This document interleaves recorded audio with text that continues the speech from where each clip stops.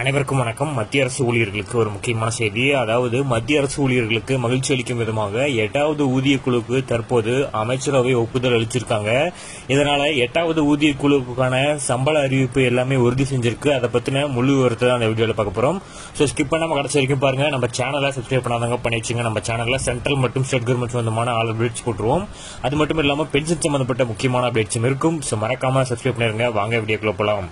First of all பாத்தீங்கன்னா மத்திய அரசு ஊழியர்களுக்கான 8வது சம்பள ஆணையம் மத்திய அரசு ஊழியர்களின் சம்பளம் மற்றும் ஓய்வூதியத்தை திருத்தம் செய்யக்கூடிய 8வது ஊதிய குழுவை அமைக்க மோடி அரசு தற்போது இறுதியாக ஒப்புதல் அளித்திருக்காங்க. பிரதமர் நரேந்திர மோடி தலைமையிலான மத்திய அமைச்சரவை 1.2 கோடிக்கும் மேற்பட்ட மத்திய அரசு ஊழியர்கள் மற்றும் ஓய்வூதியதாரர்களோட சம்பளம் மற்றும் ஓய்வூதியத்தை திருத்தும் 8வது ஊதிய குழு சம்பள ஆணையத்தை அமைக்க ஒப்புதல் அளித்திருக்காங்க. ஸோ இந்த செய்தி தற்போது உறுதிப்படுத்தப்பட்டிருக்கு. அதை பத்தின ஒரு முக்கியமான விஷயத்தை தான் இந்த வீடியோல பார்க்க போறோம். அதாவது 7வது சம்பள கமிஷனோட காலம் டிசம்பர் 31, 2025 அன்று முடிவடைவதால் இது தொடர்பான அறிவிப்புக்காக அரசு ஊழியர்கள் ஆவலுடன் காத்துட்டு இருந்தாங்க. ஸோ புதிய சம்பள குழுவை அமைப்பது குறித்து கடந்த ஒரு வருடமாக ஊழியர் பிரதிநிதிகள் மற்றும் பல்வேறு தொழிற்சங்கங்கள் அரசாங்கத்திடம் ஏராளமான சந்திப்புகளை நடத்தியிருக்காங்க.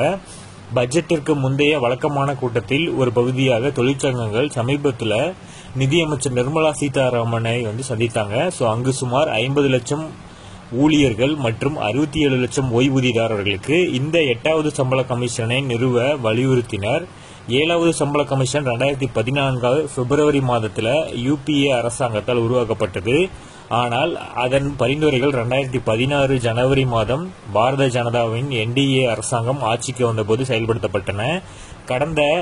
கடந்த கால நடவடிக்கைகளின் அடிப்படையில் புதிய ஊதிய குழு விரைவில் அமைக்கப்படும் என்றும் அதன் பதவிக்காலம் 2026 ஜனவரி மாதத்தில் தொடங்கும் என்றும் பரவலாக நம்பப்பட்டது. 4வது, 5வது, 6வது மற்றும் 7வது சம்பள கமிஷன்கள் குறிப்பிடத்தக்க இந்த 10 ஆண்டுகள் இடைவெளியில சுழற்சி முறையில் அமைக்கப்பட்டிருக்கு. ஸோ இதனை பொறுத்துதான் தற்பொழுது அமைக்கப்படுமா என்ற கேள்வி எழுந்திருந்த நிலையில அமைச்சரவை இதுக்கு ஒப்புதல் தெரிவிச்சிருக்காங்க. ஸோ இதனால் மத்திய அரசு ஊழியர்கள் மற்றும் ஓய்வூதியதாரர்கள் மிகுந்த மகிழ்ச்சியில் இருக்காங்க.